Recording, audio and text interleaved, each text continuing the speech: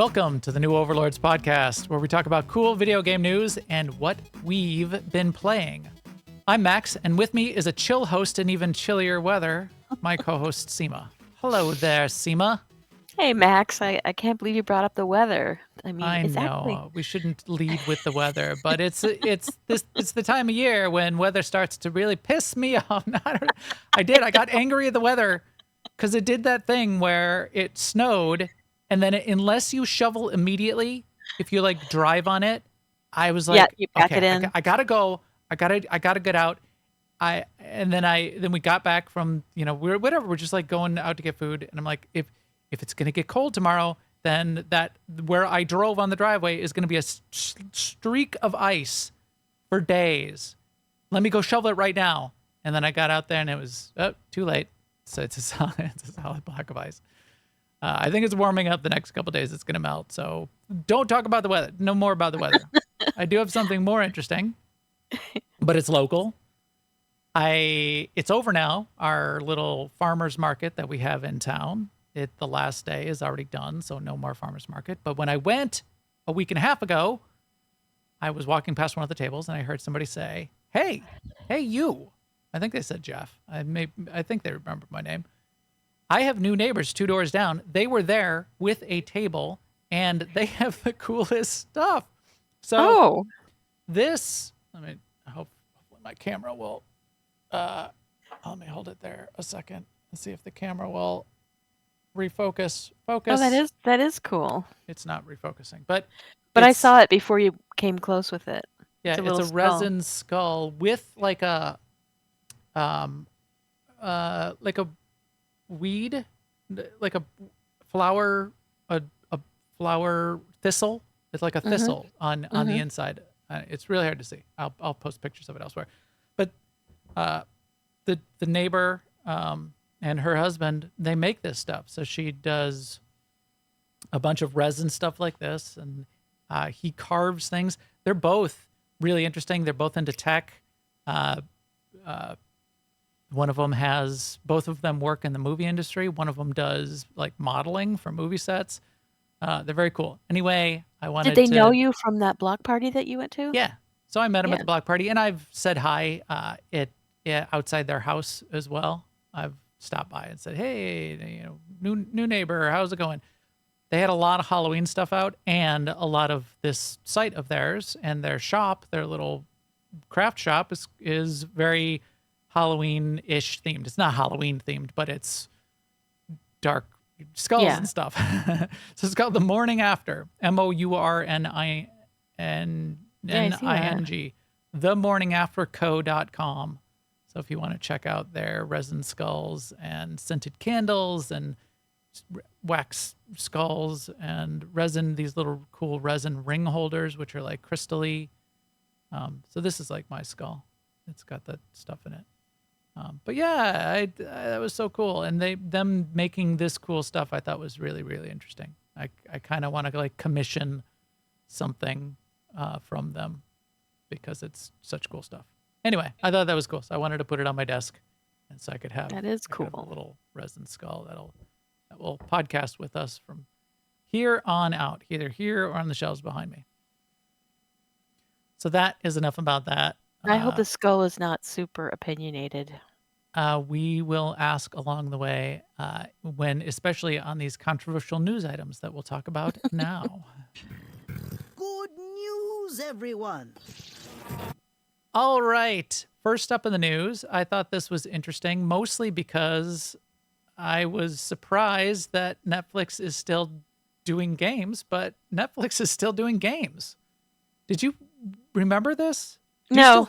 Do you have Netflix right now or not have Netflix? I don't have it right now, but I in the same way that Amazon does games, right? Not the Amazon Game Studio, but Prime has games too, and I think it's Prime. Yeah, you're right. Prime does have some games, but Prime being also tied to Twitch and having like Amazon Prime also Loot owns and like free games. Yeah.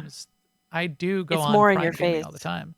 But like Netflix, I didn't remember until this came up, and then I went and looked at it, and it kind of reminded me. And I was just wondering, what are they after Is it that they're trying to provide like a small perk for subscribers to like increase their value, or is it do they think they're going to be an entertainment one-stop I shop kind of thing? I think they were treating it as a little bit of an experiment, but I bet they would like to be the Netflix of gaming. Right, like to unseat like Steam and um, If you services like that. if if the trend does go towards gaming as a service and cloud gaming and those kinds of things, I think Netflix could be well positioned to be a platform that could bring that to the table, but it's not there yet. And Steam is really focused on, but I don't know. I think you install these things off Netflix. Yeah, maybe they're going after Steam. Well, actually, these are mostly mobile games. I realize now that I mentioned Steam, and Steam is mostly, if not 100% PC. But this new stuff that they're adding is all PC, like the whole Grand Theft Auto trilogy, Hades, Braid, those things that are on the platform. That's all.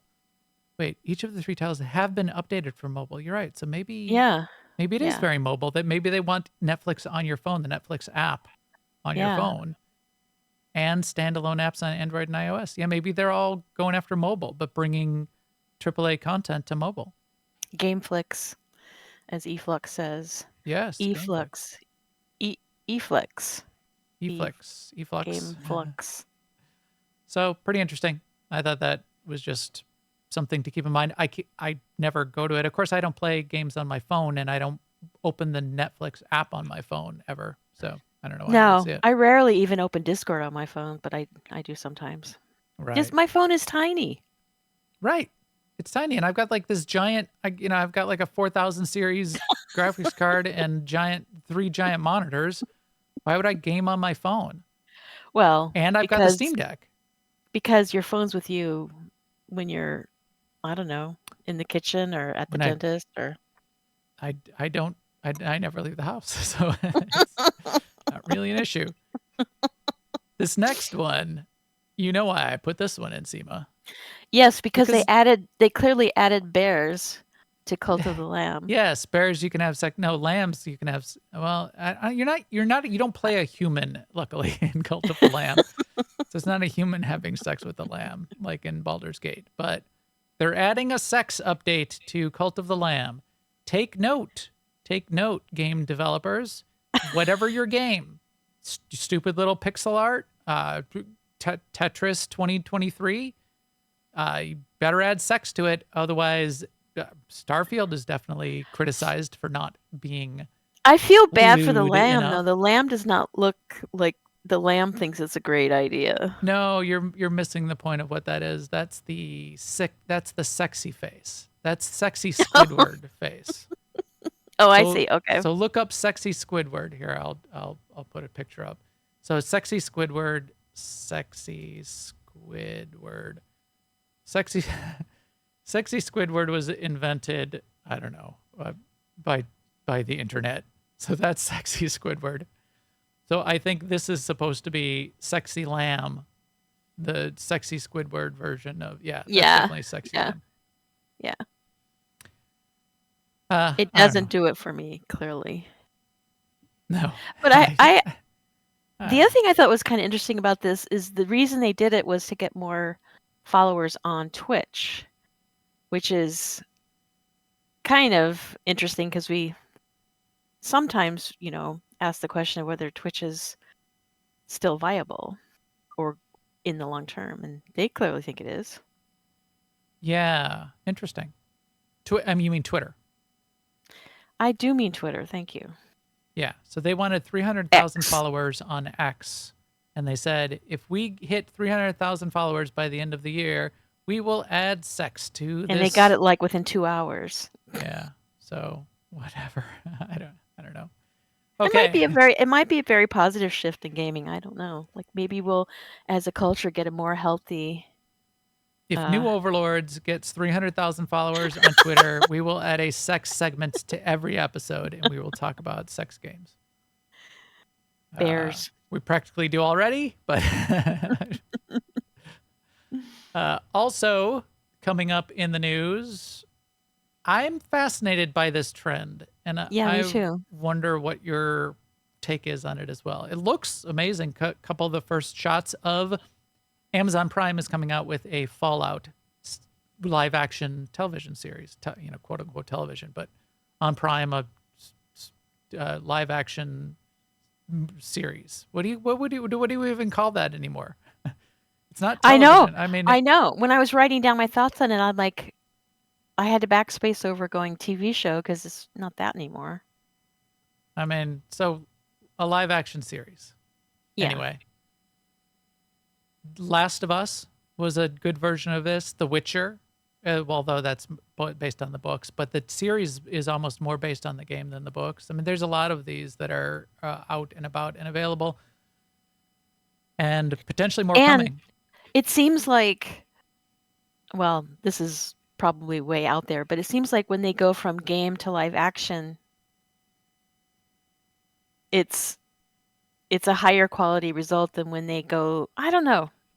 I was going to say the other way, but Well, it definitely can be, because what you can get adaptations of like the Expanse, and that is very dependent on what studio picks it up and what the studio style is. So yeah. the Telltale style story games that are coming out for the Expanse are supposed to be really, really good, but it's not an MMO, it's not an RPG, it's not something that I usually play. I do keep meaning to go play it, but I keep forgetting. Whereas if you take a top game and then Right. make a show out of it, you know what you're getting. You're getting a show. And as games get meatier and meatier, it's like it gives more, more ingredients for a great entertainment experience as a narrative. Now, you asked this question, which I thought was interesting, which was, do you see this potentially as an opportunity to skip the game Yeah, and just consume the video content? I do, because I'll probably never play Fallout, but I am curious about it because I know it's popular and I know it's a good game. And it's an easy way to consume the story. But who knows if the story is faithful to the game? So yeah, the story I of might have too Fallout much is. faith. Yeah, I don't know what they're going to do, because Fallout. There's multiple Fallouts. There's a bunch of Fallouts, and the baseline story is, it's more like a genre. It's more like a design, a fun design. It's taking that retro futurism of the back to the 50s and making a post-apocalyptic world that has that aesthetic to it. And that was the cool part of Fallout. Now they set different stories and adventures in there. You come out of the vault, vault tech, and you come out of the vault and stuff happens. You do stuff. But the story was sort of beside the point, I think.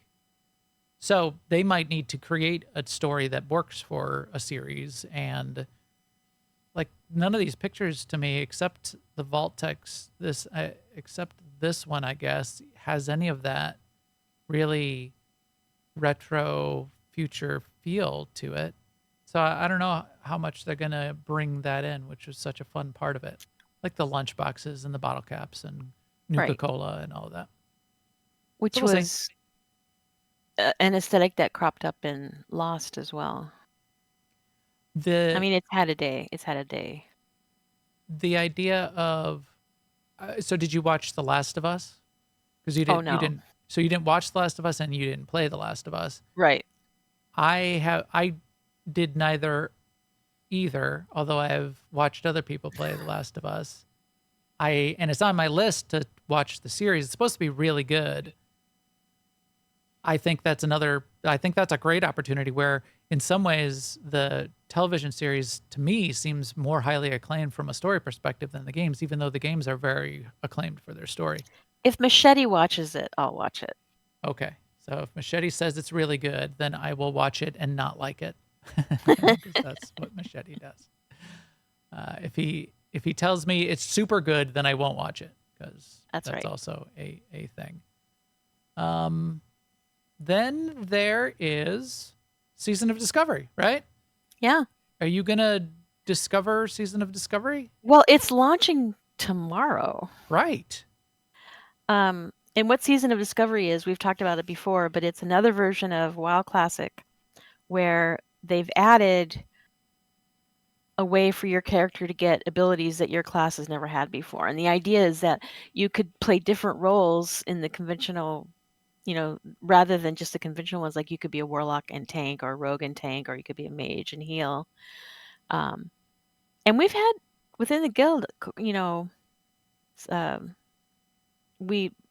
was what am I trying to say? There was a poll.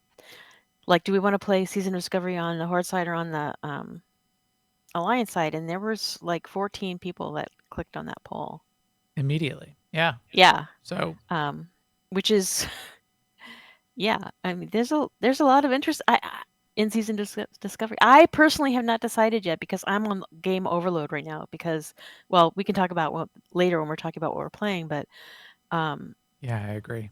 Yeah, it's like there's just so much, and things I haven't finished, and things I have to go back to, and things that are soaking up my time. I'm not going to play Season of Discovery. I have no time to get into another season, especially because this is a season, and it's a year-long season, and there's the idea of because Black there's rating. Fathom depths coming up at level 25, a 10-man rating that you're intended to get into. I can't do that. I got my other raid teams, and I. But don't there's a wanna lot stop of interest in playing it. those other things. I'm very curious to see how it goes. I think for people that are into classic, this seems like a great opportunity to keep a classic experience fresh. I feel like it's more for the people that play retail to have a classic style experience. Because are the classic people really going to want this high level of change? Yeah, I don't know. I mean, you're right. Like, a lot of the classic were they might. I'm hardcore really asking about a question, right? But like, ow, my cat doesn't want me to not paying him attention. Do they really want their mage to heal? Maybe. Right. Maybe. And also, of those people that were the vast hordes of people that were playing classic and were very hardcore, nothing must change. You think, I don't know, they might get to a point where they go, well, maybe a little, maybe we could do the Season of Discovery. They'll always have classic. It's still out there. But it's like there's Season of Discovery. It's like there's a fan now. Like you can, like it spreads out like a fan. All these versions of WoW. So if you like no changes, there's classic. If you like it harder, there's hardcore. If you like some changes, there's Wrath. If you like lots of changes, there's Season of Discovery. You're right. It's crazy. It's a continuum. It's a multiverse. I've been watching Loki. I haven't finished the series, but we're getting all the timelines. The sacred timeline of WoW retail is now broken, and we're getting all the divergent timelines. I think we're gonna have to prune some of these pretty soon. I think that's what I'm thinking. Prune some of the WoWs. All right. This podcast is brought to you by all of you. Thanks, everyone. We really appreciate everyone's support. Your listens and views on audio and YouTube really make a difference for us, and really that's what keeps us going. So thanks. Also, big thanks to the chat room. During the recording here live, great source of inspiration and amusement and good information, keeping us both honest and looking intelligent for the people that can't see the chat room and are just hearing the audio and thinking, wow, they always have a good answer for some of these things. We don't. The chat room does. You all out there listening can get links to all the ways to join our Discord, to like and subscribe on iTunes and YouTube and all the other places at newoverlords.com. And as we've sort of been mentioning here, this podcast is also brought to you by Alea Octest, our big family-friendly gaming community where Sema and I play quite a bit. All of our MMO guilds live there. New ones are starting up all the time. New homes in each of these new places, like Season of Discovery, WoW Classic. You can find that and our SWTOR guild in particular, where we're spending a ton of our time lately, at aie-guild.org. Jump in the Discord. We'll get you an invite to whatever of those divisions that you would like. All right. I did not have a drop-in for this, so I'll just play this. I wanted to go take a little bit of a left turn. I've been meaning to talk a little bit more about VR. We'll still do probably bigger shows about diving deeper into VR in general. But I had a bunch of people in over the Thanksgiving holiday. I had people staying here. My kids were in from out of time. My son's living in California. He's been in for a week. He's still in. I think he's gonna leave tomorrow. We set aside some time. I fired up the Oculus. This is the old Oculus 2 sitting here next to me on the desk. I got the Oculus 3, fired both of them up. Everybody wanted to try some stuff out. And we did try some stuff out. We tried out some fun things. We tried out, and I'll talk about some of those other things and show them later while we've been playing, but like First Contact and Beat Saber and that kind of thing. But my son and I, we set aside some time and we played this game, Dungeons of Eternity. So what Dungeons of Eternity is, it's VR only. It's a VR game, and it's dungeon delves. You pick a dungeon, and there's like 5 zones, and then in each zone there's like 4 dungeons, and you pick a dungeon and you teleport into that dungeon from like a staging area, and then you go and you run the little dungeon. And it's all in VR, but it does multiplayer. So you can play it in multiplayer, and the multiplayer is quite effective, quite good. And you can see each other, you can meet up. It was a little clunky to get it started, but it was super, super fun. So I wanted to talk about how it worked, what it was like, and this idea of, which I think we could even do more of, especially maybe even next week, what games you can play with people that come in town, party games. This isn't really that much of a party game, because party games when there's like a bunch of people around are slightly different. You want a little bit different games for that.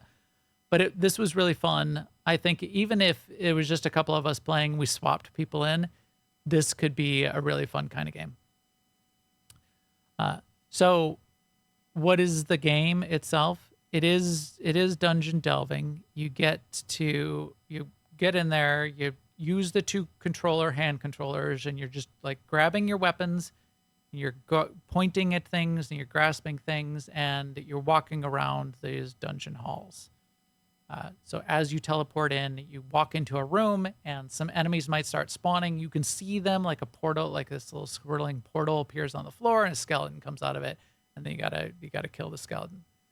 It's got a few different systems associated with it. So it's got an inventory system. It's got this system where if you look at down at your wrists, a little bit of an information display shows up, like what your current health is, how many enemies you've killed so far, like three or 4 different little meters on your wrists. I like that. I like that on the UI side. It also has 3 different weapons, and you like reach down to your hip where you're holding one of your weapons, and you can twist these out, but you start with an axe on your right hip, a sword on your left hip, and a bow on your back.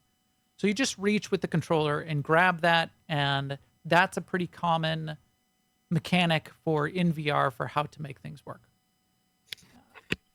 All of those kinds of controls were pretty good, but it reminded me of something that I think still needs to evolve in VR, which is user interface standards. It's still hard to you kind of have to be trained. You have to do a tutorial in every game that you get into, where a lot of games on PCs these days, WASD movement or mouse movement, you can walk around, you can get around, you press buttons, especially controller, like console games. Very common, just grab a controller and you can run around in any game, action game. It's always something different these days. I think the industry really needs to gel into a couple common ways that your health and your inventory and your weapons and the movement mechanics all kind of work. Does that make sense? It does. I mean, I kind of have the position, which isn't very well thought out, but that I'm not sure that games is really the future of VR, but games could definitely be like where they work it out. Yes. Okay. So like even if it is metaverse kind of stuff, you're going to need a common UI language, just like Mhm. we did for desktop applications. In fact, this Right. used to be a much bigger deal back in the day. Standards and certification on those standards, and Apple would always do something slightly different, and everybody, the industry would, the Windows versus Apple would get up in arms, and that's when apps were really, really simple. Now apps are a lot more complicated, and mobile apps kind of break this kind of stuff all the time. But it's Yeah. really the Wild West in VR. Yeah. I do like, and I think they could really go further with this. A few games do a really good job of the stuff on the wrist. So you look down on your wrist and you can have a little bit of, then you're sort of like carrying a UI with you. Even Windows on the HoloLens, if you want to get to like the menu, you look down at your wrist, and that you don't have any controllers. It's just hand tracking. You look down at your wrist, you can press a button, and it opens up a little bit wider window. In No Man's Sky, you look down at your wrist, and you get a little pop-up window, and you can like change out your multi-tool. This one, it just shows information displays on your wrist, but I think they should have had like a button there for inventory, because we didn't do the tutorials. Or not. We just jumped in and just started running around. And I accidentally, I was like, I wish I had a place I could put this key. And I'm like looking down, and I brought the key close to my chest, and a little ring opened up in front of my chest. And I realized I could drop the key in there. And then if I looked down towards that ring, I could see, and it was only a few things fit in there. And you can have like four different things. You can have potions, small potions, big potions, keys, and something else. I forgot what it was. Maybe a different kind of potion.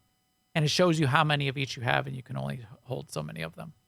So then I figured it out, and we got to it. But if all of the menu was always like on your wrists, that could be a standard, and I think that could really work. And I think if game developers get to those standards, I think things will get more interesting and more easier to get into these kinds of things without having to do a tutorial or have something new every single time. Anyway, it was quite fun. I like the mechanics of the weapons. And if you're watching the video, you can see a lot in this video of them throwing their weapons. So you've got an axe on your right hip, say. You can grab the axe off your right hip, and skeletons come up to you. You can take the axe, you can chop at the skeleton. But you can also throw it. You can huck it across the room. And we discovered that accidentally as well. Just chuck the axe across the room, and if you aim well, and you could like hit it in their face, and then it kind of comes back to you like Mjolnir, or if you drop it on the floor, it'll reform on your hip after about 5 seconds. So you could just keep like chucking your weapons across the room. It was pretty hilarious, and it felt pretty good.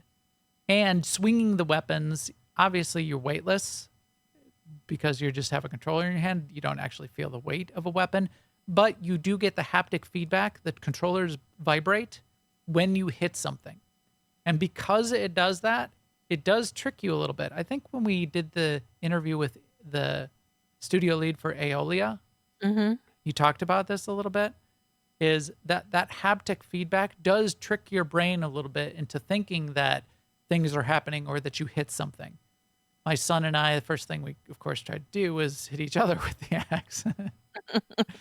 And you can't damage your friend, but our axes, they hooked together. The two heads of the axes hooked together, and you could feel, because of the haptics, you felt like there was resistance. So that was kind of cool. So I think that's working well. It's fun throwing it. The bow is really hard to aim, so the aiming on the bow did not work great. The throwing the axe just seemed much more accurate and did a lot more damage than shooting things with the bow. The bow, you had to aim really low for some reason. I think they could work that out. Just get the hit, do something better with the crosshairs. Also, a little bit of exploration. You're wandering around each of these dungeons, and there's coins on the ground, and the way a lot of games work is there's sort of like remote pickup. You can like point at something and squeeze the grip on your controller. And as you can see, that's happening right now in the video. You can like be picking up coins off the ground or picking up weapons or a key that's on the ground, and you can pick it up from a little bit away. The Half-Life Alyx VR game, which is amazing, did a really good job of this with their gravity gun. You're able to do remote grab these kinds of things from far away. So you walk around. It's not super high res, and probably because they're doing a bunch of multiplayer stuff as well. So I think they have a lot of flexibility, and you didn't get a lot of frame rate drops. So you can discover, you could see what's out there because the environments aren't very complicated. So you can see some coins on the ground glowing. You can see a key on the ground, and you just go and pick it up. It didn't seem to be a lot of more discovery than that, but each of the environments are slightly different. There are chests and barrels, and it's not necessarily straightforward. Just like opening the barrel, they can be trapped, which we also thought was amusing. And the biggest jump scare, and I've seen it in a couple of videos since, is you might crack open a chest and a spider might come out and start biting you. So that freaked me out the first time that happened. And then I also busted open a chest, by standing right on top of it, and it was like poison. There's exploding chests, there's poison barrels, and then there's just a lot of regular barrels that just have stuff in them, potions and coins. So that's fun. And then enemies wise, there's various enemies, varying levels of enemies, zombies, skeletons, boss mobs, multiple waves, multiple different abilities from the enemies. That all seemed to be working pretty well. It was hard to tell. I think I started to get it. It was hard to tell which was a harder enemy versus which was an easier enemy. But I think I started to see the ones with like the helmet on, skeleton without a helmet, they die pretty quick. Skeleton with a helmet, okay, he's armored, he's going to last a little bit longer. And then we played for about 2 hours and we got to a boss fight and we didn't win. If somebody dies, they can be revived by their friend, but it's kind of hard. You got to like look at them and hold down the button. And if there's a big boss mob stomping towards you, like I couldn't res Nick. He was down and that was it. I'm like, nope. I'm going to have to just keep running around the room and try to clear this stuff out. And there's waves and waves and waves of ads. So I finished killing all of the waves of ads. I was using teleport movement instead of smooth movement. Smooth movement in VR games kind of makes me sick. So I was using teleport movement, and that feels a little bit like a hack, although I think with smooth movement, you could still just run away from them and kite the mobs around as well. So I killed all the mobs. More and more skeletons are spawning. I'm getting used to like teleporting, turning around and hucking my axe at them and kill him. I thought I like killed all the waves and I thought we were going to be good and I was going to be able to revive Nick, but then the boss mob spawned and I died trying to res Nick to finish off that boss mob because I also didn't want to like have Nick miss out on the boss mob fight. You can see potions. To drink the potion, you gotta, with your hands, you pull the little lid off the potion and then tip your head back and hold it over your mouth. If you hold it directly over your mouth, it spills out on the ground. Mm-hmm. Like I was watching Nick try to drink one and he like spilled it all down his shirt. I'm like, nope, didn't go in your mouth. So there's a bunch of that kind of stuff too. So not super complicated, but because of these little things like being able to throw your weapons and being able to have a friend with you, that was a pretty fun experience. So what do you... Is it the kind of thing that you would play, like you guys played for a couple hours, and then like maybe next year when you get together, do it again? Or, I mean, I guess what I'm asking is there a character progression? Is it the kind of thing you want to go back to during your gameplay time every day? Or I don't... there is character progression. You're leveling up, you're discovering new weapons, you can equipping stuff on your character. When you open a treasure chest, each person, both people get different things. And you can like go back to the staging area where there's like a little mannequin of yourself that then you open up and you equip whatever you want to have for your next dungeon run. If you fail the dungeon run, like we failed the boss run, you have to do the whole thing again. And they're not very long. They're like, 15 minutes, 20 minutes. So would you want to continue on? Probably. I Could guess, you just start over every time and just have fun with friends? Yeah, I think so. I mean, I have this question whenever we talk about a co-op game like this where there's progression. It's sort of like, are we looking at a new cultural type of relationship where this person is my significant other, but this person is my game significant other?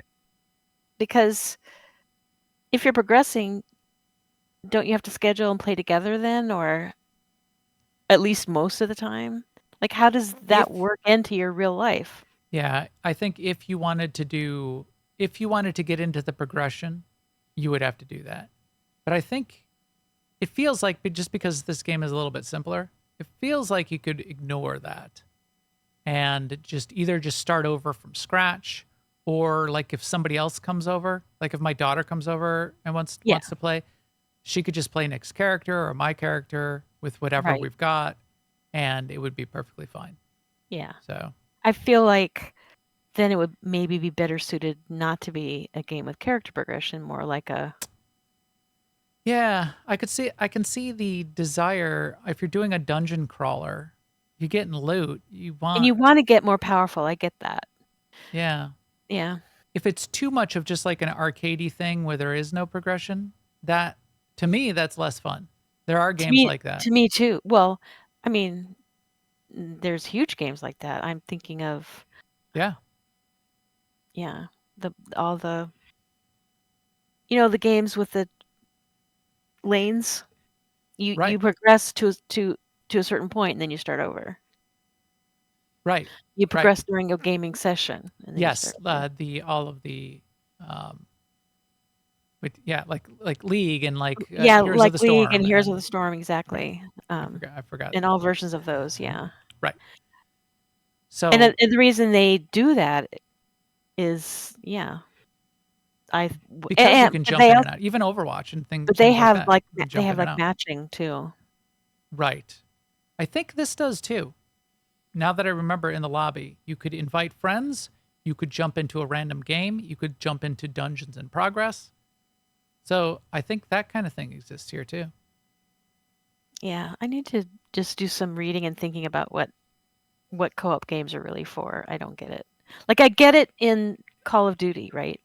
Or Halo, because you're playing together and you're just going to go around shooting people in the head anyway. Yeah. But even there, I think there's campaigns and progression and multiplayer Yeah, I'm. progression. Yeah, I think those games are getting more towards that, and yeah, progression games are getting more towards shooters. It's not great.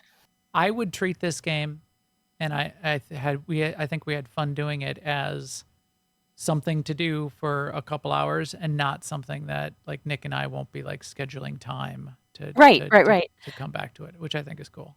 Yes, I totally see that, but I don't know that that's what the game developers were after. I That's a wonder good what they point. were I after. wonder what you're right. I wonder what their intent is. If they are trying to create, well, there are Zenith is an MMO. It's a full persistent world MMO. So in that case, you might have friends that are going to meet up and you might be leveling up separately and then coming together to Yeah, do like the dungeons and stuff. That's yeah, certainly persistent world, level up your character, progression, schedule time, don't schedule time, have a raid group. yep. That exists. And that's about this level of graphics and fidelity as well. Hmm. So, But they don't call that co-op, right? wow, it's MMO. I mean, they definitely call Yeah, it an MMO. yeah, yeah. I just wonder about co-op. I think this, because it's just you just do a dungeon and you pick a different dungeon and there's a whole basically the whole navigation launch table of dungeons. You don't have to worry about you don't really have to worry about progression, and you don't have to worry about a persistent world and like leveling up your abilities and what's my build. You don't have to worry about any of that stuff. Mm-hmm. If it's fun hucking an axe across the room, well, then just keep doing that. Yeah. If you get something out of a chest and it looks kind of cool, like you can see in this video, there's like a staff that shoots fireballs. Well, sure, go ahead and do that. I think that's a good way for this game to go, but maybe they provide the depth. So maybe that's their perspective. It's something you can jump into and play, but if you want a little bit more depth or you want some progression and you want to go that route, you can. I see this, the game studio is called Othergate, and I was trying to see if there's some kind of connection with Daybreak because of that one character's name, but I don't find one. It also, and I think this is something that VR really needs to work out in a lot of ways. It took a lot to get going. And by that, I mean, there were some good parts and there were some bad parts. So I did have to I spent probably like at least a half hour installing it. I had installed it on my Quest 3, maybe even longer, because then I wanted it on my Quest 2 also, because Nick and I were going to play together. And I had to create a second account for the Quest 2, and then I needed to go to the Quest 3 and link the account to the Quest 2. And then I was able to do something, and this is nice. I was able to do app sharing, which said I bought it, and I think I paid $25 for the game. I bought it on the Quest 3, and then I was able to app share it to the linked account on the Quest 2, which was a separate account. You know, it could have been Nick's personal account. But app share it so that it could be played there without having to buy a second copy. So that was nice. But then the whole process of that, all of the installing in both places, getting them linked up, trying to get ourselves on the friends list in both of them, the friends lists in Oculus, not the friends list in the game, and then trying to see that friends list showed up in the game. I never saw Nick on my friends list when I went into the game lobby, but he saw me, so he was able to start the games. But that part was pretty janky. And difficult. Yeah. And VR games need to get much easier and better if that's could continue to be successful. And again, it's like different every time. It's how does this stuff supposed to work? Nobody knows, and you got to like learn something different. It's just another barrier, and there's a lot of barriers with VR, which I think is still a flaw. You gotta worry about the hardware and the headset. You gotta be willing to put the headset on and stand around. And so we were like standing up in a room. We had to clear out space, so we had to have a physical space in the house where this would work. You can do voice chat, but we were both in the same room, so we didn't need or want to do that. So then we've got the physical space set up. We've got the devices set up. We're willing to put these things on our heads. But that already, there's a lot of barriers. Yeah. Yeah. So then if there's any technical barriers to like getting multiplayer working or to getting it installed, I mean, at some point you're just going to say, let's just fire up the console. Let's just play Overwatch. Yeah. Which takes, 5 seconds to get into. So I think VR definitely needs to get over that. We were playing with the Quest 2 and the Quest 3. What's that? They need to get good. Yeah, VR. Well, I think the industry needs to. And Yeah. Yes, that's what I meant too. But I think gaming in general is a fine sort of I don't know how sandbox that's for going to them. happen. I don't know how the VR industry is going to be able to catch up and be able to create this space. Maybe, and this is starting to happen more in the platforms and the engines, maybe Unity and Unreal can start to get more and more of like the standard interfaces built in as features. You can just sort of like drop it into your game. And that might be where we get some common features and standardization. WASD movement and controller support is built into Unreal. So when you create a game that's going to work on the Steam Deck and it's going to work on controllers and potentially consoles, the controls are very common across games these days because it's like built into Unreal. So you just drop that into your game and it works. Great. If they start to do that for VR, where you drop in like a context menu on your wrist and your controllers work the way you would expect controllers to work, then maybe that's the way that's going to start to get some standards and start working better. So Unreal, get on that, make those standards. You can help grow the industry that way. The last thing on that I wanted to bring up was the difference between the Quest 2 and the Quest 3. It's not big, not a big difference in terms of quality and gameplay. It feels better. It definitely feels, the device feels better on your head. It's smoother to like use. It feels better on your face. I don't know. It feels better, but the fidelity and the controls and the performance didn't seem very different. I wonder if there are any games out there that I could try that would push the performance of the Quest 3 way beyond what a Quest 2 could handle. Because I'm sure this is built for the Quest 2 to be able to handle it. I want to see something that really makes the Quest 3 shine and the Quest 2 chokes on, to see how much of a difference there is. Because I don't see it yet. But it made it easy for us to have two devices, because I had the Quest 2 sitting around still. And, that's another barrier, everybody needing to buy their own device to put it on their own head.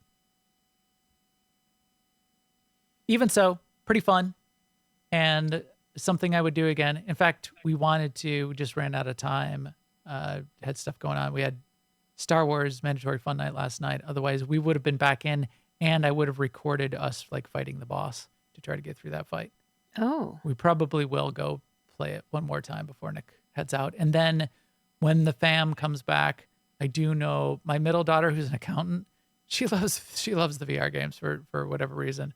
She was the one who made sure that we got them hooked up and we played a bunch of things.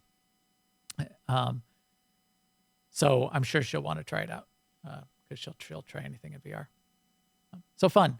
We'll do that. That'll be a fun thing for the holidays, and I'm excited for the holidays and group stuff. So maybe next week or the week after, we should talk about all of the kind of things that when family comes over or when people are in town, the kind of games you can play together. Yeah.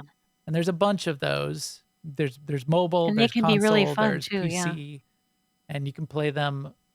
But it's got to be the kind of games that you can play with grandma and with, the cousins when they come in town. And a lot of them, what's cool too is that, like you say, it can be when family comes into town, but you can also include family that wasn't able to make it. Right. Because like this, certainly you can do it remote. You can just jump in the lobby. That would be fun. That would be fun too. You got like cousins who are remote, and you could jump in and they could jump in. You could have 4 people in here, and 2 people could be out of town, and 2 people could be in town in the same room. Yep. That would be a fun way to bring them in. So everybody out there who's listening, write in, comment on YouTube, jump in our Discord. Tell us what your favorite of those kind of family games when people come in town are, and we'll add it to our list, and we'll talk about it next week or the week after. Cool. All right, Sema. It looks like meat's back on our menu, boys. No way, God. Finally. Kind of like the magnet bread. That never gets old, does it? That is, I'm always The amused. maggoty every time I hear bread. that. I kind of like the maggoty bread. So, Sema Zing, what has been on your menu? Oh my gosh, so much Star Wars this week. Yeah, tell me about it, because you I think did a little bit more than I did. Oh, a lot more. So a number of us from the guild made new characters. Well, you guys know this because we did it for the show. Yeah. So those characters that we made on the new server, the Asia Pacific server, I continued to play mine. In fact, I rolled up 3 other characters. Okay. And, on the Shea Vizsla server? Yeah. And so what got me interested in the whole thing was the starting fresh aspect of it, which I wasn't expecting at all, because you do bring a lot of stuff with you. So like it's not completely fresh. You don't have any credits, but you do have some anything that you have that's account bound, you still have. So In your yeah, collections, right? in your collections, right? In your collections. So like you don't have datacrons, which is those are like the results you get from various puzzles around the game. Oh, right. Okay. Some of them are very sort of challenging jumping puzzles. And the challenge comes from the fact that like this game isn't really a jumping game, right? So like Right. any jump can go wrong. Yeah. Um, MMOs, a lot of MMOs implement jumping puzzles. yeah, And they do. I always it's- find them a little bit janky because it's an Yeah. MMO. It's not a platformer game. Right. Yeah. Guild Wars 2 drives me nuts with some of the things that they Yes, put in yes. there. And yet I did that in Guild Wars too. But yes, it Yeah, was so did driving me I. nuts. Anyway, so datacrons also. One thing I didn't really, you know how Zen is always saying, remember about heroic moment? Well, Yes. Oh, heroic moment is not really a thing if you don't have a bunch of characters that have finished their class stories. right. Because I got the ability heroic moment at 15, but there are no abilities that come with it. You still get the healing off of it, I guess. So Yes, you there's get that. you get the little aura of healing, but no abilities, like so no buttons pop up that you can click on to do. And it took me a Yeah. while to figure out why that wasn't working. I'm like, oh, because I haven't finished all 8 classes, Yeah. to Interesting. get their abilities. So that got me thinking. And because we had so few credits, we were looking for credits, and one sort of one very easy way to get a little pile of credits is conquest, right? Because if you're leveling, you're going to hit conquest, right? So you just get your personal conquest, right? Because the guild can't do guild conquest till we have a guild Oh, ship. right. Oh, that's right. Which is expensive. Right. And so because of heroic moment and other reasons, I wanted to start on my little posse of characters. And because of conquest, I want to level one of them through the class story. But each week I also want to do conquest on those other 3 characters. And it's not quite as easy as conquest on Starforge for me, where my mature legacy is, because I can't make invasion forces. I can't even make war supplies Oh, geez. because those require maths, like level, grade 7, 8, 9, 10, 11 maths. Crazy. So you're deep into it. I didn't realize you were going that far. Jeez. Yeah. Yes. So Stask, I know Stask set up the 2 guilds. What are the 2 temporary guild names? Okay, so we'll our probably name guild AIE something eventually, but these are Yeah. good names. On the pub side, it's we care about everything, Yeah. and on the imp side is we care about nothing. Yeah. All right. So In the pub side, our guild message of the day is we care about everything so much. and so sincere. yes, It's right. encouraging and Yeah. But I do love that guild name. We care about everything. And it's fun to run around the world with that tag. We care about everything because it's just so funny. Yeah. Versus we care about nothing. I think that's a good Yeah. opposite as well. Yeah. And so I was running around on Drum and Cause, and I was going to do this one heroic, and someone joined with me. And we finished the heroic, and for a moment we were standing there going, like, what next? And I suggested, well, you want to go do the other heroics? And this person said, no, I gotta finish Drum and Quas. I'm level 44 and I don't have my ship yet. But I thought that because that person had been doing all the quests on Drum and Quas, Sure. obviously, right? But I thought that was interesting because we were doing the same activity for that few moments, but then we had such different goals. My goal, as I had just come to Drum and Quas to do the weekly heroics, and that person was on Dormicos to just do every known quest on that planet. Yeah. So we said, interesting. "Bye, nice to meet Well, you." but that's like old school. I mean, that's how the MMOs are supposed to work. Yeah. So Yeah. that's pretty cool. So that's been pretty fun. I don't know that I don't know that everyone who started Shea Vizsla at the same time I did is going to embrace it with the same abandon that I have. Yeah, I hope you're so. right. You are deep into it. I Yeah. created my character, and that's it.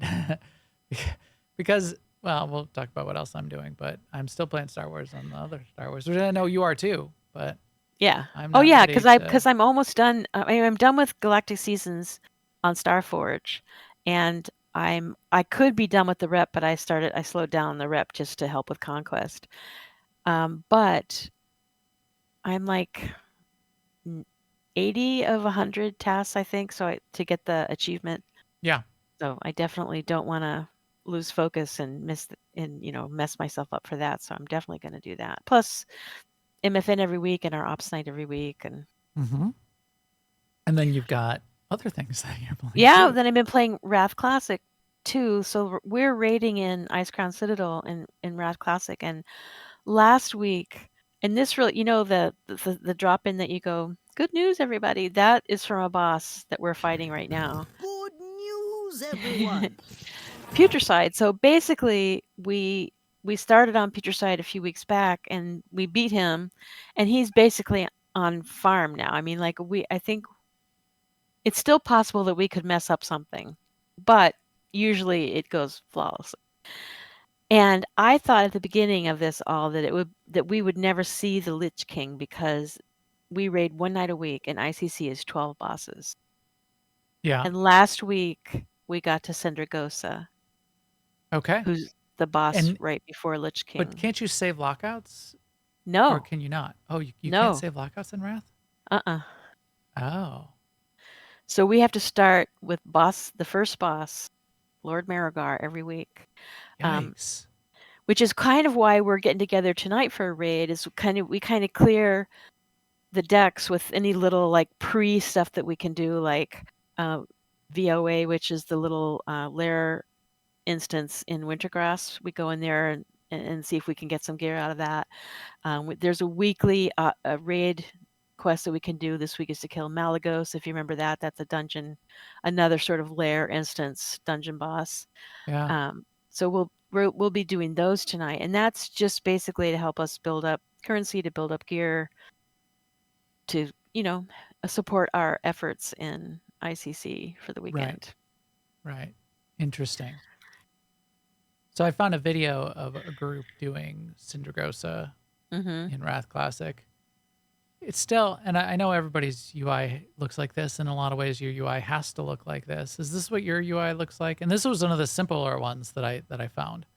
That's similar It's- to my UI. Yeah. It's great. Look how far they're zoomed out. And every video is like this. They're zoomed out, so everybody looks like ants, so that you can see the boss.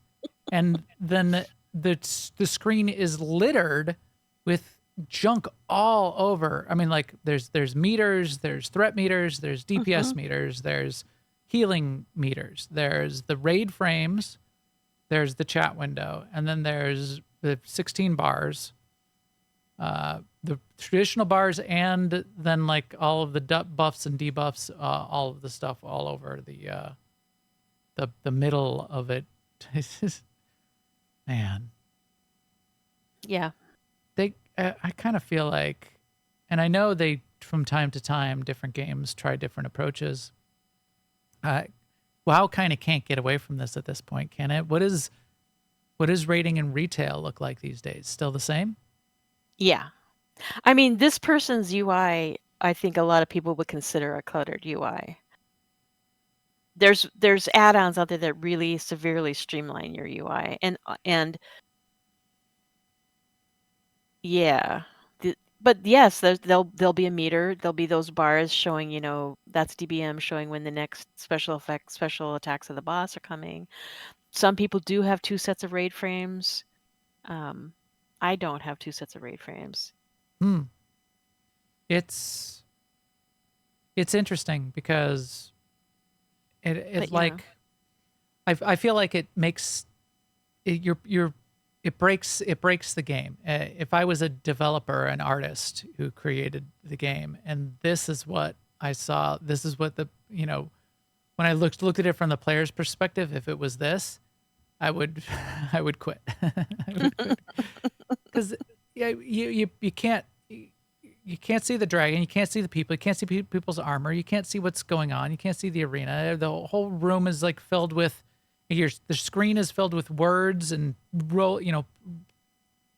text bubbles and the damage numbers floating up and the auras beautiful numbers blasting out, and everybody's like piled up.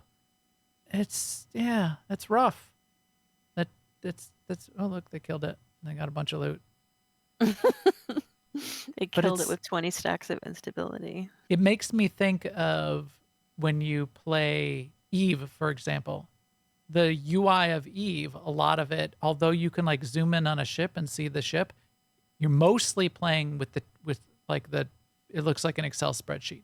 You have columns, you can set the columns, so you have like the distance to each ship and all of the statistics about the ships and all the ships in your fleet and all the ships in the other fleet. And you're almost doing everything based on that ship list, which looks like a spreadsheet, and not looking at the graphics at all, not looking at the screen at all. In fact, you could probably shut off the screen and the gameplay wouldn't change for 90% of the players. That's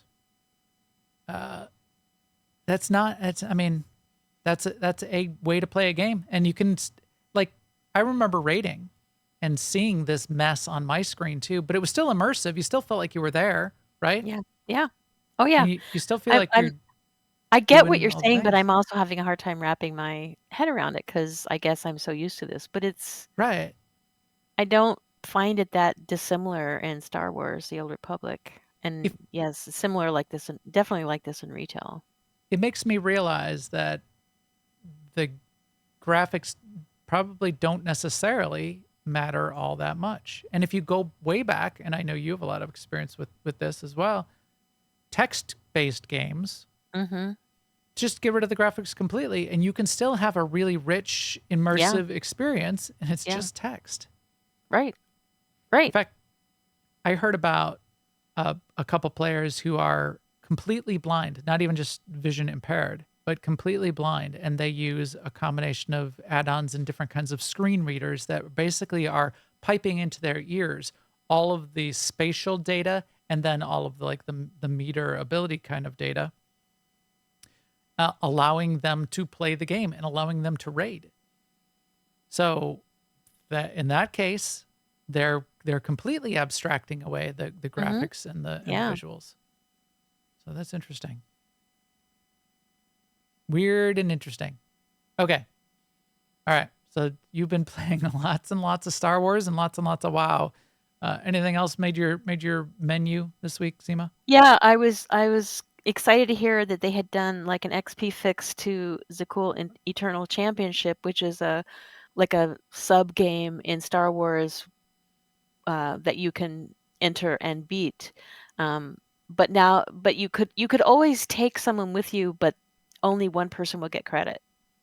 And so they've made it so multiple people would get credit, and I think that's going to really make that feature more popular for play, because I personally have never been interested in it, but if I can go in with a friend, I'm all in. Right. That does seem interesting and fun.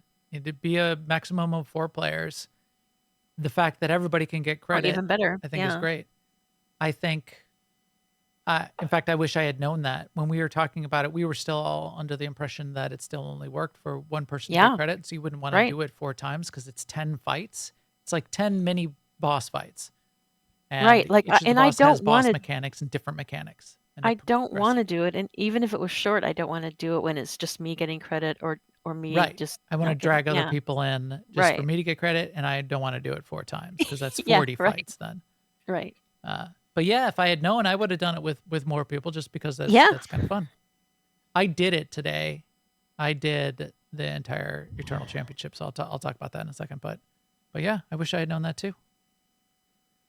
Anything else before I get to what I've been? Just one more thing on Star Wars 2 is like, so this week is Bounty Contract Week. I haven't cared about Bounty Contract Week in probably 7 years. Right. But on Shea Vizsla, I'm like, oh, that would be an easy way to get Conquest. That would be an easy way to do this. And I have all these achievements I haven't gotten, and blah, blah, blah, blah, blah. It's a rep and blah, blah, blah, blah, blah. So yeah. Well, so this whole thing is part of the answer to like, Sema, are you going to play Seasons of Discovery? Because I don't know. No. Right. Well, what's going to happen? I know this, and this is what's going to happen to you is the guild's going to start up there, and you're going to go, okay, well, I'll help. I'll get things started. Let me just create a character. And then 5 minutes later, Sema will have 6 characters, one for each profession, Right. leveling it up, being there full time. And Well, part of what's going to get me for Seasons of Discovery is at level 25, they introduced a raid. So yeah, as they get close to getting a raid group together, I'm going to have really bad FOMO. right. Yeah, I know you will. I will not. I'm going to stay as far away as I can. I'm not even going to create a character because that could be a mess. And I've got other things that. And we're are probably going to have a sucking guild up on my both time. sides now, as it's turning Oh, out. really? 'cause, Is that we the have way it's gonna interest work? on both sides. Yeah. Red Rum is going to be the Okay. GM for those guilds. So thank you. Thank you, Well, Red. I'm surprised they're doing both sides. I think you'd want to like focus it. That was always the reason we focused it before, so that when you started doing things like raids, you could make sure you could. Well, we'll see what happens, but Yeah, it's sort of like, it is just a season, right? So if people want to Yep. play they want to play, why not? and you need your little. Well, so what are you gonna roll? You're gonna roll a little pink-haired gnome. What? I Right? A don't know. Rogue tank. I my first character in many WoW journeys has been a rogue. Okay. So I'm yeah, I don't know what I want to do because like my second character is oftentimes a mage, so a healing Interesting. mage, that might be Healing cool. mage. That could be interesting. Yeah. Mine have always been druids and hunters. And either I've done first or that too, second. druids and hunters, but I'm kind of down on druids right now Ah, really? because they're so clunky in the classic WoW. I don't like it. Yeah. Not like Baldur's Gate when you can have sex with bears. That would really get you. I hate running up to a flight master and clicking on them, and then they go, "Oh, you cannot take a taxi when you Yeah, are because in you are a form." cat and I don't speak cat, bro. Speak person to me. Whereas anyone else can come running up on their mount and click the flight master, and they just get dismounted. You're right. I mean, literally unplayable. That's game Yes, breaking right there. right. That ruins the whole class. Whole thing. Yeah. When you're shifted, you can't talk to those flight masters. WTF, Blizz. Literally unplayable. Rage quit. Yeah. All right. Well, I have also been doing Star Wars: The Old Republic quite a bit. I'm very focused just on not on Shea Vizsla. I'm very focused on finishing the season and doing it to the max. So I'm making sure I'm doing at least 7 objectives every week. And tomorrow I will finish the reputation. I could have finished it yesterday, but I'm going to at least stretch it out 3 days, get my rep character, the character that always does it, to conquest from the 3 turn-ins, because each day you get a bunch. You get 40,000 points out of 100,000. So I'll wait to do it tomorrow, but then I'll finish it off tomorrow, because I've got 1 character dedicated to the reputation, and it'll hit legendary tomorrow. Well, it's legacy legendary, but it helps me concentrate where I've got the turn-ins, where if that character's parked on the fleet, where you do the turn-in to get the rep tokens. It's always in one place. Otherwise I would end up with rep tokens all over the place. I'd forget where they were. I'd have to put a bunch of stuff in the spreadsheet. I'd have to make a new tab in the spreadsheet just for that.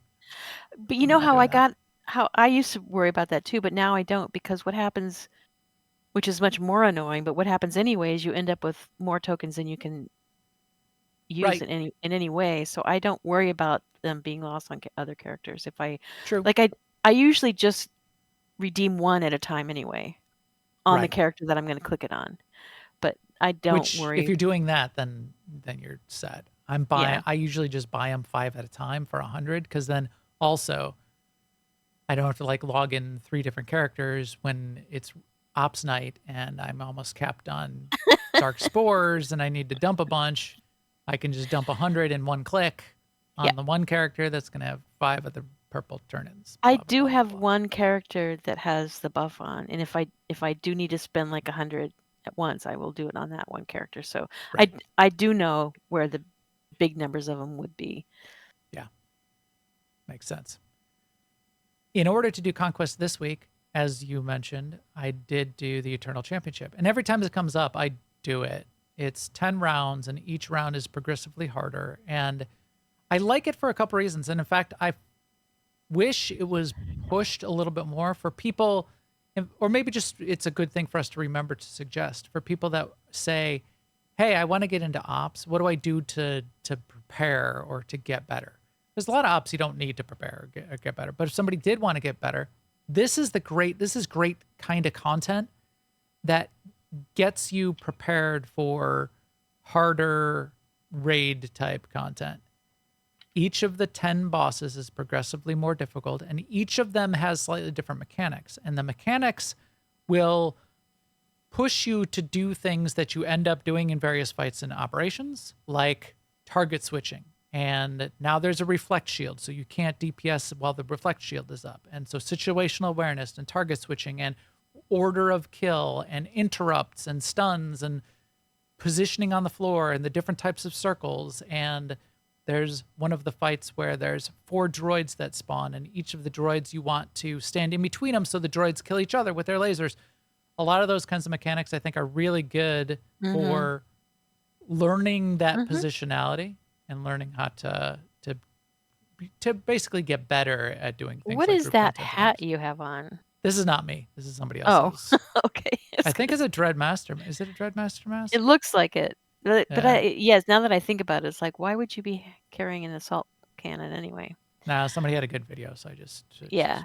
playing their video. How do you compare this Eternal Championship to what's the one I'm thinking of that's in the sky above certain planets? The Skype the Sunforged Sky. Yeah, Starforge. Yeah, whatever they are. It came in Zakul. So those Sky chat room. What are they? This one's so cool, but yeah, because Those, those are similar. yeah, they're similar, but that's a set dungeon. Star Fortresses. Yeah. So Star Fortresses, thank you.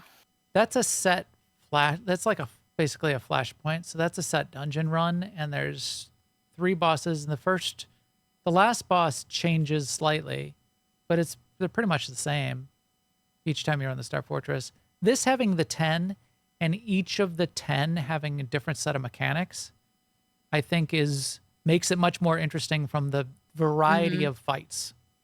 I just assumed when you said that they each had different abilities, but they always had the same abilities.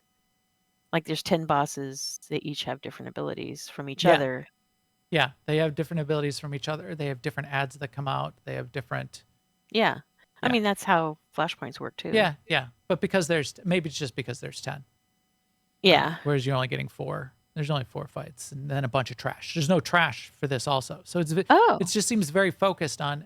So what you see on the screen right now, the round room. That's it. There's a round 1. The bot, it's an arena, and the Zakulians are watching you fight, and you're the challenger. So round 1, and the challenger, the previous first champion walks out, and you say, fine, I want to start the fight. So you click on the console, you say, start the fight. And the boss goes red, you start the fight, round 1 is done. Then you can heal up, you can do whatever you want. You click on the console to say, fine, I want to go to round 2. When you click on the console, you do get a little option to say, you got any intel on this challenger that I'm about to fight? So if you're not looking at a guide, if you're not looking at SWTOR on the side, which is what I was doing, you can get a hint from the console on what their abilities are and what you need to do to basically finish the fight, which that's really helpful. And I think that's a nice built-in way for that to work. But yeah, no trash, fight, 10 fights, and each one's progressively more difficult. So Eflex says technically it's 9 bosses and one of them appears twice. He brings out his walker at the end. Is it? No, it's not. Is that the same? I thought it was.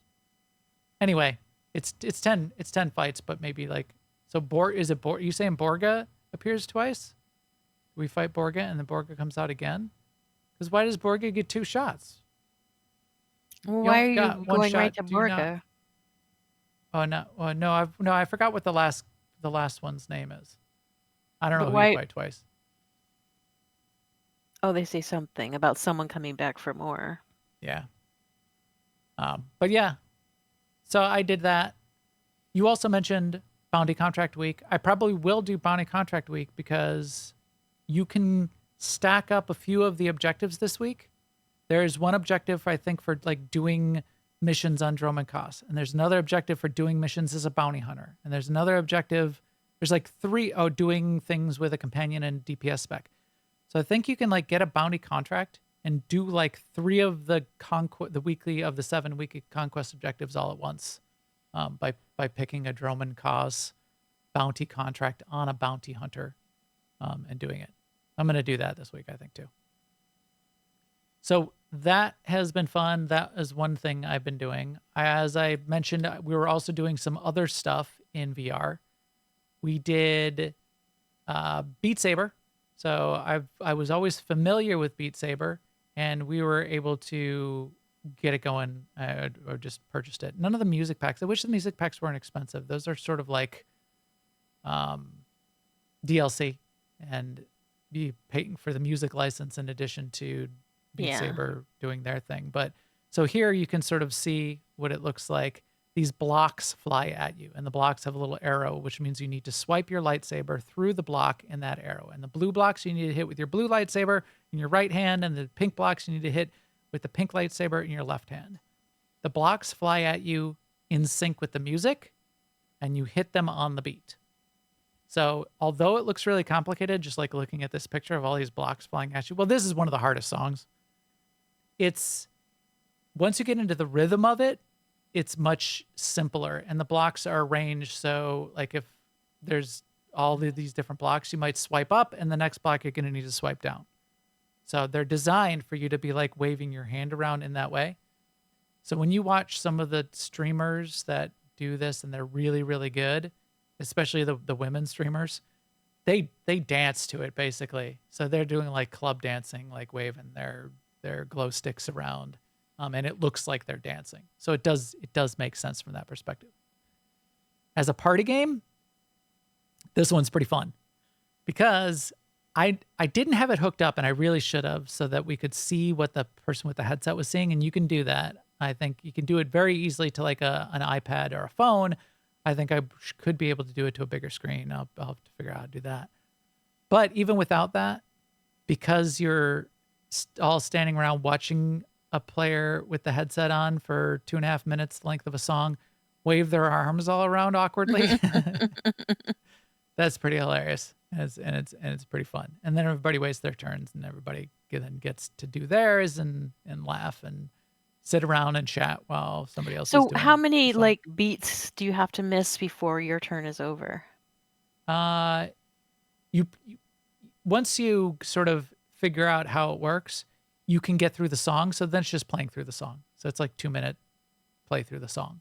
So even if you miss things, you still get to go to the end of the song. If you miss enough, you do fail. And when a couple people were learning it, they were failing, and we just let them try again. Like if you don't realize that the arrow on the blocks means you're supposed to swipe in that direction, and you're just trying to whack at the blocks, you'll fail, and you'll fail in 15 seconds. So I feel like this seems like a way better use of VR than the dungeon delving that game. this is definitely, and it's one of the most successful VR titles. And it's one of the originals. I mean, the Yes. idea is anyway. Yeah, you're right. This is It seems very more well intuitive. suited. Yeah. Like if I wanted to play an RPG, a VR RPG is a novelty, but if I would go play an RPG on the PC. Yeah. If I want to play this, there isn't a PC equivalent. This is like, because Yeah. it's physical, it's the dancing. I Right. guess you kind of had Dance Dance Revolution. You could have that when you had the mat on the ground and you were like stepping on Yeah. the Yeah. circles. And I had a Wii for a while, but that was awkward and not fun for me, but I could see getting into this. Yeah. This And you Yeah. you'll get sweaty by the end because you're jumping all around and that kind of thing too. Of course, I was pretty sweaty at the end of the dungeon thing because we were fighting those skeletons. and I was- also feel like this one you could more easily just fit into your living space. Yeah. Right, because you can stand in one place. And in fact, although it looks like he's waving, those lightsabers all around, It's just it's your only hand. his hands. Yeah. And in fact, you can hold your hands close in and just move your wrists and finish it. Yeah.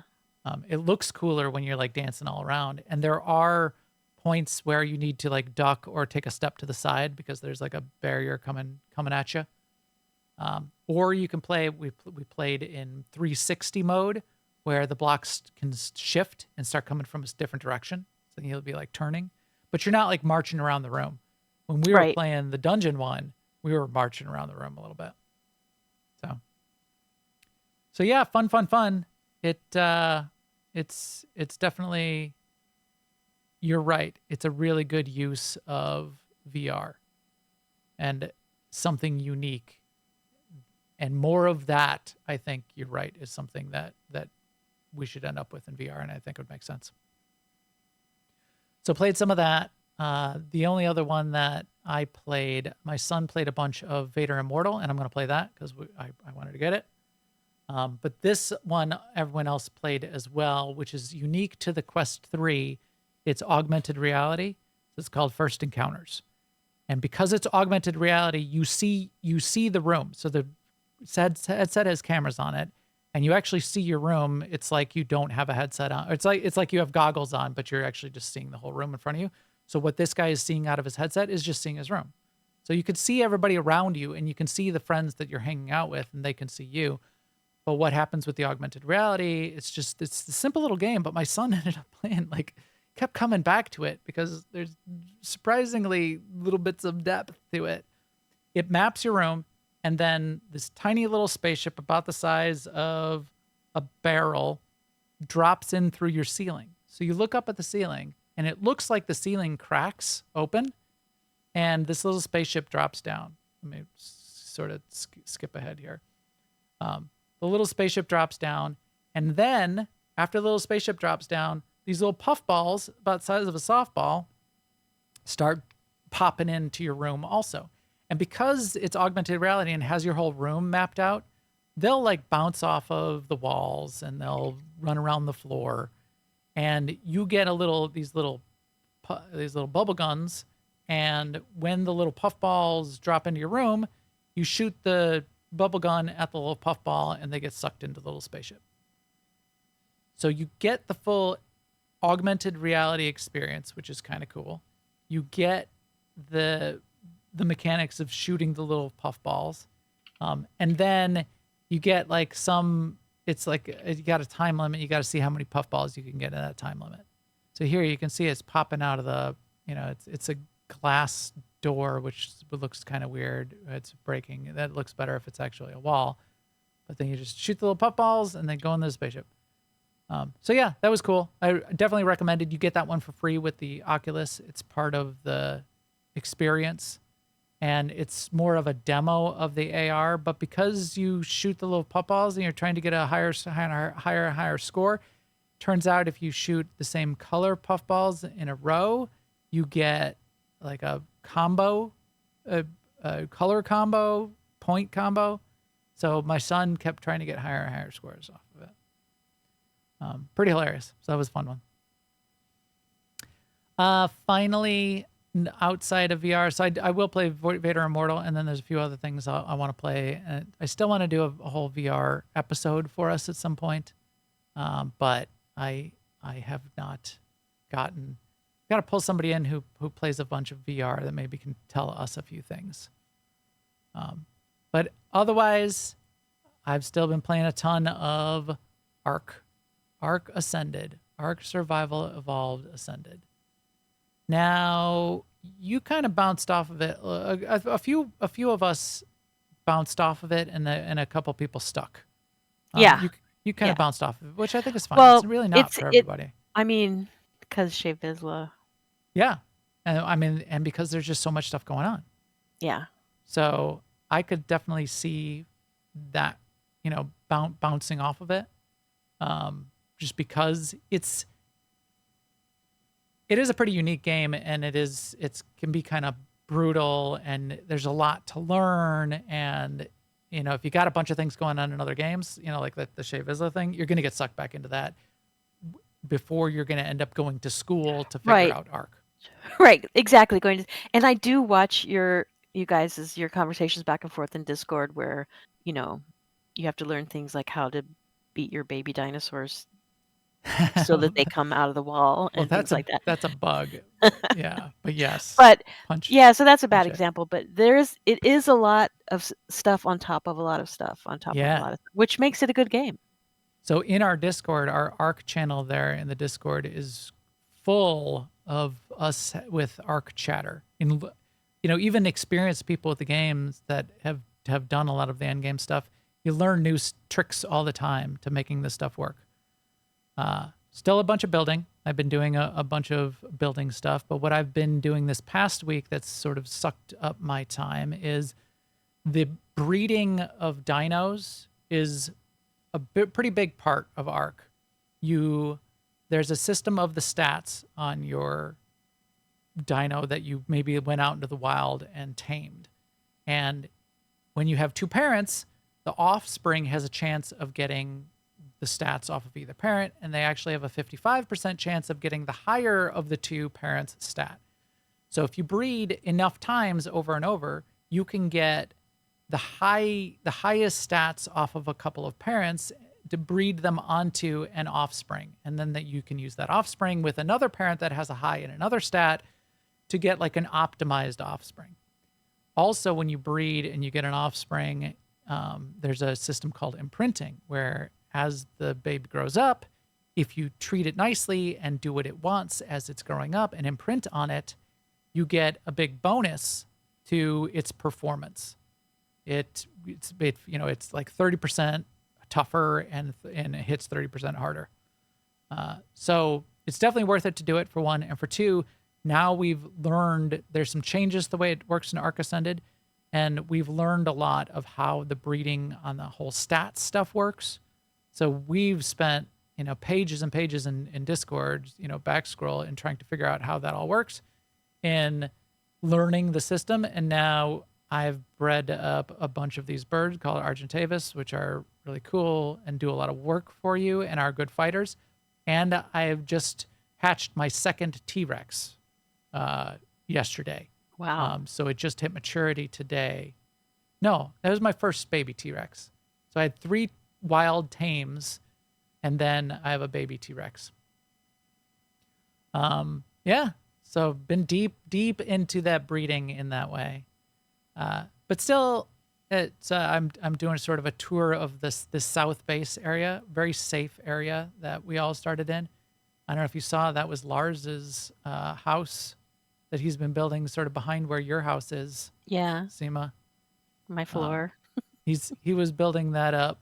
So if you're watching the stream, those little platforms right there on the waterfront, that's Sema's walls that she's got going. Yes. That's Lucy's little hut over there, on the right. And then Lars has put some work in. You can see here, he's got like the stone foundations and most of the roofing complete. Yeah. He even put that up a looks little nice. sign. I'm gonna get off my bird here. So I guess you can have a sign and you can type something on your sign. So Lars' construction site, he put on a little sign. I don't even have a sign for mine. I have that been is doing. nice. I built another base in the north that's really big, and then I built and I'm expanding my south base. This is my harbor where my shark lives that I ride around on. I need to get more sharks and make that bigger. But this big platform, so here it is, this huge platform, I'm building that out, and I might even make it a little bit bigger than that, because if I'm going to have like 5 or 6 T-Rexes, they can't fit in my little barnyard that I had before. So I've got this whole big area where the T-Rexes can live. Then I've got the big base up in the north where it's much more dangerous, and that's where I'll bring selected dinos that will do much more fighting and going after the caves, which are sort of like little dungeon delves, and that kind of stuff in Arc. Deep into it. I'm definitely deep into this. It's something you can, especially with the breeding, it's something where it takes a lot of work to like raise the baby, but it's work you can do like do something now, come back in a half hour. The baby gets a little bit Yeah. older, it's more self-sufficient, come back in 2 hours, come back in 4 hours, come back the next day. So it's something that I can still have running, but then, be playing Star Wars or doing other work or leaving the house and going and working out, which I do every day. It's a background thing I can have running. It does take a lot of hands-on work in ARC, but you can get to a point where you can have things relatively self-sufficient, and you can even be gone for days. You can't be raising a baby while you're gone for days, but if you're not doing that, you could set up your base where your dinos get fed out of crates and everything is fine for a few days for you to leave, or a week, or whatever you might do. So fun. I'm sure I'll continue to do that. Maybe play a little bit more of the Dungeons of Eternity in VR. I'll probably play through. I definitely do a bunch of the SWTOR stuff. I wonder, what are we going to do tomorrow night? We're sort That's of a good doing question. wrap-up stuff before. We're still waiting on 7.4, which is going to change the game for us a little bit. So our ops team has been mostly doing easier raid, operations content, which gets us the currency, which is going to set us up for when the new expansion comes out. We can get the 340 gear and upgrade ourselves a little bit. We need some of the extra currencies for that. So that's probably what we'll do tomorrow night again. I'll be doing some of that. Fun. All right. Anything else then before we wrap it up in shorter than 2 hours today, Sema? I'm impressed with us. I can't think of anything. I have more. Yeah. Cool. So catch us all online. We're going to be playing all of these things over the course of the next few days. Catch Sema on Shea Vizsla, and maybe in WoW Season of Discovery. And if you would like to find us, all the feed and subscribe links are on newoverlords.com. And our video, of course, is on YouTube/newoverlords. Please come chat with us in our Discord at newoverlords.com/Discord. And you can also follow on Twitter, Mastodon, Blue Sky, Threads, Instagram, Facebook, and YouTube and Twitch. You can find me in most of those places as Max the Gray, or we might be under New Overlords as the username in any of those social networks. And we'll keep you up to date in all those places on when the podcast goes live and when it gets published to the feeds. And with that, we will talk to you soon. Later, everyone.